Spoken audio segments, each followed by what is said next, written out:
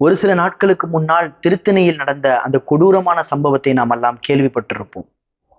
அங்கே ஒரு வடநாட்டு இளைஞரை 4 சிறுவர்கள் பட்டா கத்திகளால் தாக்கிய கொடூரமான சம்பவம் அது. அதற்கான காரணங்களை குறித்து நாம் ஆய்வு செய்து பார்த்தால் பல்வேறு காரணங்களை நம்மால் கூற முடியும்.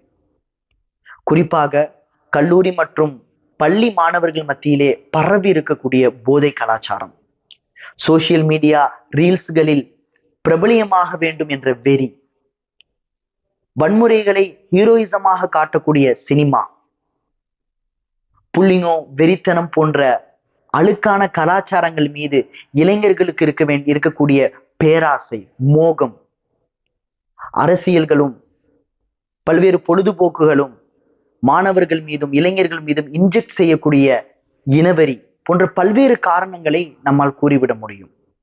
ஆனால் இஸ்லாம் இதற்கான காரணத்தை எவ்வாறு கூறுகின்றது? நபி ஸல்லல்லாஹு அலைஹி வஸல்லம் அவர்கள் கூறினார்கள், இஜ்தனிபுல் ஹம்ரா ஃபஇன்னஹா மிஃப்தாஹு குல்லி ஷர்ரின். நீங்கள் மதுவை, போதையை தடுத்துக் கொள்ளுங்கள், அதுதான் அனைத்து தீமைகளுடைய வாயிலாக இருக்கிறது, கதவாக இருக்கின்றது என்று நபி அவர்கள் கூறியிருக்கின்றார்கள். ஒருவன் மது போதை, கஞ்சா போதையில் நீங்கி இருக்கின்றான் என்றால் அவனுக்கு அனைத்து விதமான போதையை விட்டும் அவனால் நீங்கி இருக்க முடியும்.